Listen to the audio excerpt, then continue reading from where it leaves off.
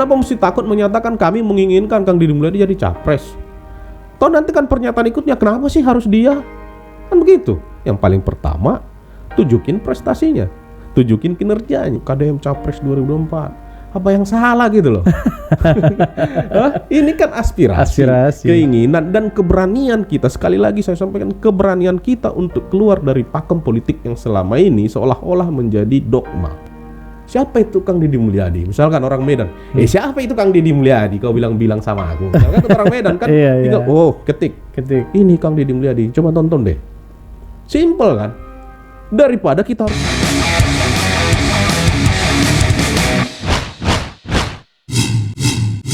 Selamat datang kembali di channel Satrio Bushido Library. Terima kasih buat teman-teman yang selalu mensupport channel ini. Terima kasih buat teman-teman yang memberikan komentar positif. Dan terutama terima kasih teman-teman yang seide dengan kami. Hari ini kita lagi pakai belangkon ya, sama ikat kepala. Maknanya apa nih? Ya maknanya ini mewakili capres di 2024. Enggak. Ini hiasan aja. Yeah. Nanti jadi lain pula persepsinya teman-teman kan. Iya. Tapi saya mau sampaikan pembahasan kita dulu. Apa yang akan kita bicarakan. Yang paling pertama saya mau membaca respon dari video kita sebelumnya, 2 video kita sebelumnya, yaitu tentang bagaimana membumikan atau memunculkan gagasan Capres 2024 untuk Kang Deddy Mulyadi. Nah, yang saya lihat perkembangan di media sosial itu ada kenaikan signifikan terhadap wacana dan keberanian untuk mewacanakan Kang Deddy Mulyadi Capres 2024. Iya. Walaupun berarti masih ada banyak resistensi ya. Ada yang menyatakan bahwa ya Jabar 1 dulu lah. Wakil dulu lah gitu kan. Nah, tapi kalau dilihat dari akun sosial media itu atau pengguna sosial media memang masih didominasi wilayah Jawa Barat ya. Artinya memang Kang Deddy Mulyadi nggak bisa diragukan lagi untuk wilayah Jawa Barat gitu. Cuman problemnya kalau kita bicara tentang capres kan kita nggak bisa hanya Jawa Barat. Walaupun Jawa Barat salah satu daerah pemilihan atau jumlah pemilih terbesar di Indonesia. Jadi selama ini Jawa Barat itu hanya menambal suara yang lain gitu, provinsi yang lain. Nah, tapi menurut saya keberanian untuk menyatakan atau keberanian untuk menginformasikan bahwa Kang Deddy Mulyadi Capres 2024 itu menurut saya adalah sesuatu yang udah lebih maju dibanding sebelum-sebelumnya. Gitu.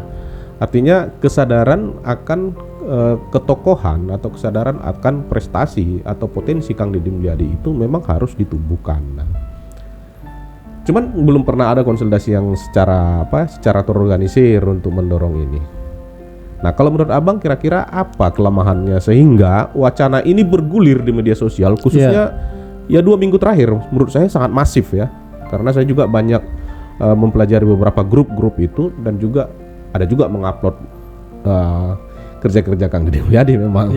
Karena secara personal bagi saya itu Kang Deddy Mulyadi itu adalah orang yang punya value baik sisi kemanusiaan, sosial, budaya, kesenian dan kearifan lokal yang menurut saya itu standar yang harus dimiliki oleh setiap calon pemimpin gitu. Dan kepekaan sosial. Nah, tapi tidak adanya konsolidasi atau tidak masifnya konsolidasi sampai ke daerah menurut Abang apa kira-kira? Sebelum masuk ke pembahasan soal Deddy Mulyadi, saya coba membahas identitas saya dulu ya. Perwakilan Jawa Tengah gitu ya. Jawa Tengah ya. Saya pakai belangkon sekarang ini. Ya, kalau dari identitas saya yang pakai ini sebagai perwakilan Jawa Tengah, berarti kan kita mau coba sedikit kulik soal Ganjar Pranowo gitu kan. Ya memang posisi pencapresan saat ini. Tapi sebentar, perwakilan dalam simbol topi doang kan? Bukan berarti diutus oleh orang Jawa Tengah kan? Nanti salah pula kan pengertiannya. Perwakilan dalam simbol adatnya saja. Oke. Lanjut. Ya, dari sisi tokoh politik Ganjar Pranowo saat ini kan memang sangat dalam tanda kutip seksi lah gitu kan, diperebutkan oleh banyak pihak, diperebutkan oleh banyak tokoh politik ataupun partai untuk digadang-gadang sebagai capres dari sisi mereka gitu kan. Namun terlepas dari itu semua, ya memang Ganjar Pranowo memang saat ini di beberapa radar survei juga masih di atas lah ya posisinya gitu kan. Tapi dalam hal ini ya kalaulah kita bicara soal bagaimana paket yang komplit gitu kan, paket yang ya bisa menjadi satu keinginan beberapa masyarakat, khususnya dari respon-respon yang kita lihat di media sosial gitu kan. Ganjar Pranowo dengan Deddy Mulyadi, ya saya pikir banyak kemarin bahkan di beberapa media sosial sudah ada juga forum relawan paket gitu loh. Paketnya forum relawan paket antara Puan dengan Prabowo gitu kan. Ada forum relawan paket yang mana lagi gitu kan. Ya kalau kita misalkan boleh bicara sosok Ganjar Pranowo yang saat ini sudah di atas secara posisi gitu kan di radar survei, kemudian juga bicara soal Deddy Mulyadi yang ini sangat kuat di tingkatan grassroots, saya pikir kita atau teman-teman yang saat ini concern dan menginginkan, punya cita-cita, punya impian Kang Deddy Mulyadi ini masuk ke radar survei atau masuk ke jajaran tokoh yang memang bisa jadi ini, kalau dari tema kita saat ini kan dipaketkan dengan Ganjar Pranowo, saya pikir ya kita harus balik lagi concern untuk membuat atau menguatkan keyakinan kita sendiri gitu kan, keyakinan kita sendiri untuk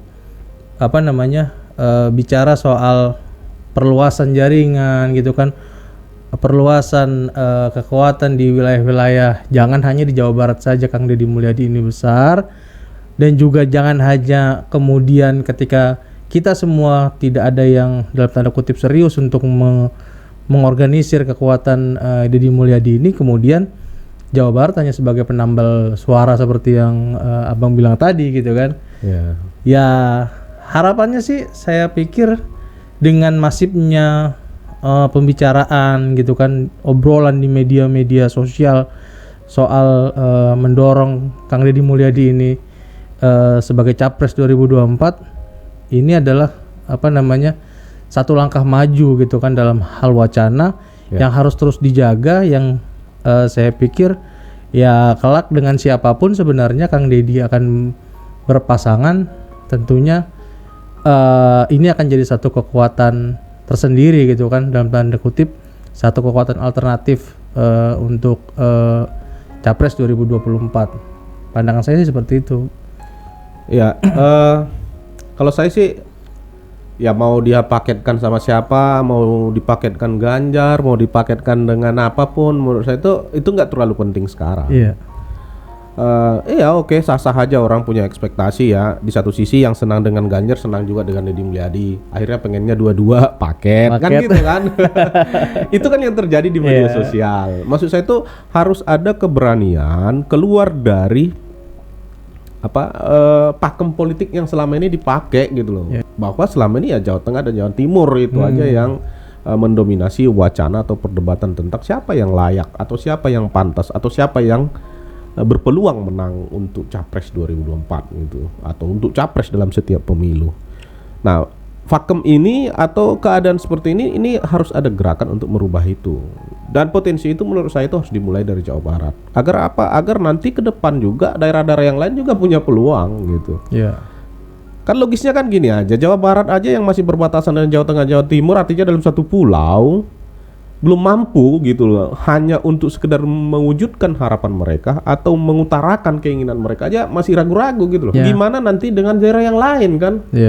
Coba ada beberapa kekuatan yang menurut saya untuk merubah pakem politik itu atau merubah semacam mitologi politik lah, walaupun memang realitasnya memang begitu kan. Tapi itu kan semua itu berangkat dari pikiran kita kan. Kalau pikiran kita misalkan menyatakan ya udahlah nggak akan ada capres yang lain selain dari Jawa Timur dan Jawa Tengah misalkan, kalau dilihat dari historinya bangsa ini, iya benar kalau lihat historinya. Tapi kalau kita tidak ada gerakan untuk merubah itu, tidak ada upaya untuk merubah itu, ya sampai kapanpun begitu-begitu terus gitu.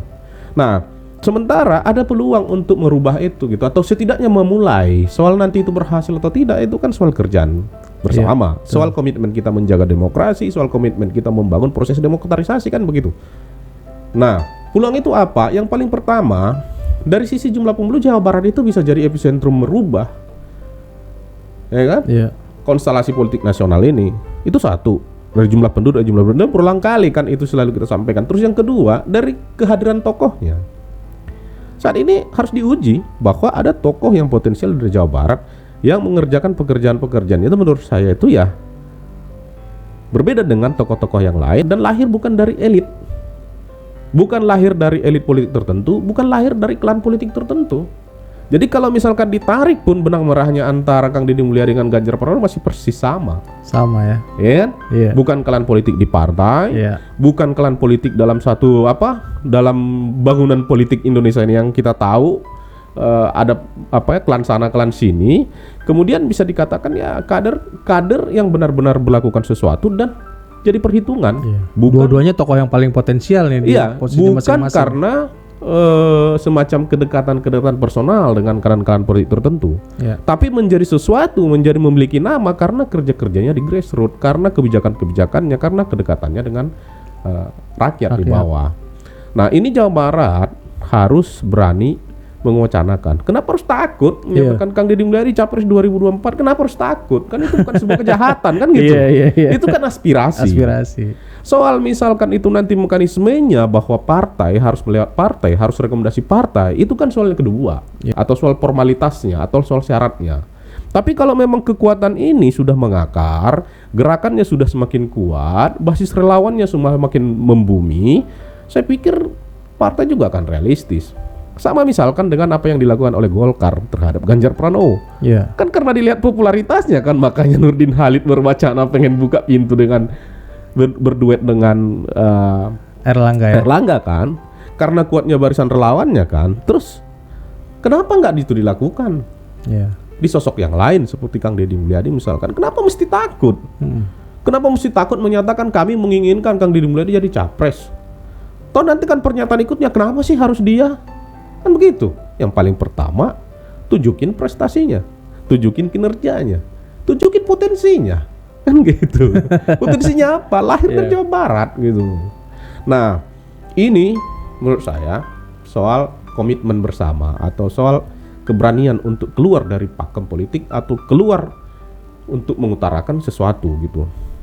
Banyak pesimisme itu misalkan dia ya nggak mungkin lah. Dia bukan pemimpin partai, dia harus ketua umum partai dulu biar ada jaminan, biar leluasa. Nggak juga, Jokowi nggak pemimpin partai, bahkan nggak pengurus partai juga 2014. Iya kan? 2019 juga dia bukan pengurus partai. Iya kan? Sama kan, hampir sama kan. Tapi Jokowi membangun semacam role model kepemimpinan berkarir dulu, misalkan dari bupati, kemudian dari bupati ke gubernur, itu yang jadi frame di media dan terbangun juga di pikiran masyarakat. Iya, itu mungkin salah satu kan. Tetapi kan yang mendorongnya itu siapa? Apakah ujuk-ujuk partai udah deh kamu dicalonkan? Enggak juga kan. Harusnya dorongan, kuatnya dorongan relawan, kuatnya dorongan para pendukung di luar dari struktur partai kan pada waktu itu. Maka ya mau tak mau partai harus realistis daripada meninggalkan keinginan rakyat. Lebih bagus keinginan partai dikorbankan kan begitu. Betul. Nah, itu maksud saya yang harus terjadi dalam konteks gagasan, harus memenangkan gagasan KDM Capres 2024. Soal nanti siapa partainya, soal bagaimana respon partai kan kita belum tahu. Ya kan? Betul. Orang wacananya aja belum dibuka kok. Masih cuman kita dua yang Nah, maka dalam podcast ini lagi-lagi kita harus sampaikan bahwa bangun dulu keyakinan gagasannya bahwa mewacanakan Kang Deddy Mulyadi mencapres itu bukan dosa, bukan kriminal. Ya kan? Bukan orang tidak bermoral. Karena dibutuhkan partisipasi politik dalam proses suksesi calon pemimpin bangsa ini. Siapa yang harus mengutarakan? Ya publik. Jangan menunggu nanti besok siapa yang dicalonkan partai. Lu kecewa nanti karena dicalonkan partai nggak sesuai keinginanmu, marah-marah kan gitu. Nah itu sesederhana itu menurut saya. Makanya saya nggak habis pikir kalau ada orang yang berpikir, wah janganlah ngomong KDM Capres 2024. apa yang salah gitu loh. Ini kan aspirasi, keinginan dan keberanian kita. Sekali lagi saya sampaikan, keberanian kita untuk keluar dari pakem politik yang selama ini seolah-olah menjadi dogma. Soal itu nanti bagaimana berhasilnya wacana itu, soal bagaimana yang kuasa berkehendak atas apa yang sudah kita lakukan, itu soal lain. Yang penting keberanian untuk memunculkan nama yang memang secara kinerja, secara pengalaman tidak sulit untuk mencari referensinya. Siapa itu Kang Deddy Mulyadi? Misalkan orang Medan, siapa itu Kang Deddy Mulyadi? Kau bilang sama aku. Misalkan orang Medan kan, tinggal, ketik. Ini Kang Deddy Mulyadi, coba tonton deh. Simple kan? Daripada kita harus berbusa-busa begini bagana kan? Selesai barang. Gak repot-repot ya. Gak repot-repot. Tinggal masuk ke YouTube, ketik Kang Deddy Mulyadi, banyak di situ. Silakan simpulkan sendiri kan begitu. Sendiri, nggak perlu harus. Ya mungkin sekali dua kali nonton mungkin belum Dia kan tonton terus, lihat lagi, dia akan paham. Oh iya, ini yang dikatakan oleh si Laik itu. Kan gitu. Like Bolon yang bilang kemarin itu ini main Deddy Mulyadi kan gitu kan. Nah itu harus bekerja dengan gerakan, nggak bisa bekerja hanya sebatas keinginan tanpa kerja gerakan, karena memang gagasan itu harus mendarat di grassroots agar itu bisa menggelinding. Jangan hanya diangan-angan kan. Kalau hanya diangan-angan ya udah buat tidur, besok ngangan-ngangan lagi, nggak tambah-tambah juga orang yang dukung kan. Daripada angan-angan mendingan bermimpi kan. Kalau kita bermimpi, kita gantungkan mimpi itu di atas, kita akan kejar gitu kan mimpi itu. Karena mimpi suatu saat pasti akan bisa kita raih. Kalau berangan-angan, apa yang diangan-anganin? Yang penting kan kalau saya prinsipnya gini. Kalau banyak orang yang menyetujui, udah frame-nya dibangun, KDM Capres 2024, udah, gak usah yang lain-lain diomongin. Soal nanti bagaimana, kenapa harus? Ya udah, kau lihat aja dulu referensinya. Kan begitu. Nah, itu yang paling pertama. Terus ini dikerjakan terus, ya didoakan lah, kan gitu kan. Dikerjakan, dibangun institusinya. Iya, dikerjakan dalam pengertian kan dibangun pengorganisasiannya. Forum-forum relawannya diperkuat, pertemuan-pertemuan kecilnya dibangun, pertemuan di tingkat kabupaten, desa, kelurahan tuh dibangun. Kan begitu, lintas sektoral dibangun atau person by person dibangun, ke keluarga juga dibangun. Nah, ini kan nanti akan menjadi sebuah gerakan besar. Nah, tinggal ya udah kerjakan apa yang didoakan, doakan apa yang dikerjakan kan gitu. Sisanya Allah yang menentukan gitu aja kan. Jadi kenapa harus takut? Kenapa harus takut? Betul. Kacau republik ini kok kita terus nggak berani kan. Ya gitu-gitu aja kan. Ya, iya. Mereka terus yang menentukan. Ini saatnya rakyat yang menentukan. Mulai dari 2014 rakyat sudah penentu siapa yang mau jadi pemimpin. Mulai dari pra pemilihan. Ya kan? Rekomendasi partai itu kan pra. Sampai pemilu baru pada saatnya menentukan yang paling terakhir kan begitu. Tapi kan mulai dari pra itu harus kita tentukan. Sebab begini, kalau kita menunggu waktu, kalau misalkan akhirnya partai menyatakan, oh kamu, ya kan? Terus kan dia akan bekerja berapa lama lagi? Taruhlah setahun sebelum pemilu. Apa masih ada waktu? Maka dibutuhkan relawan untuk bekerja dari sekarang, karena itu nggak melanggar undang-undang pemilu, nggak melanggar sistem aturan KPU kan gitu. Bangun relawannya, perkuat jaringannya, kampanye kan sedini mungkin. Ketika momentum itu datang sudah siap. Nggak lagi nyusun tim apa, tinggalan kereta bung. Iya, jadi kita yang kita yang mendorong, kemudian kita juga yang mendobrak di radar survei. Jangan kita ngelihat itu, nggak mungkin orang Kang Deddy belum masuk radar survei, nggak gitu logikanya. Logikanya nggak gitu. Nggak gitu logikanya. Logikanya kita yang bangun agar dia masuk ke tahap itu, tahap survei itu. Setelah masuk tahap survei itu baru masuk dalam perdebatan publik kan gitu. Kalau dia sudah masuk dalam perdebatan publik yang cukup luas, otomatis kan proses sosialisasinya berjalan. Soal nanti ada yang pro dan kontra, ya itu dialektika. Harus kita terima ya kan. Gitu. Harus kita terima bahwa ada sisi negatif, ada sisi positif dalam setiap kehidupan. Kan gitu.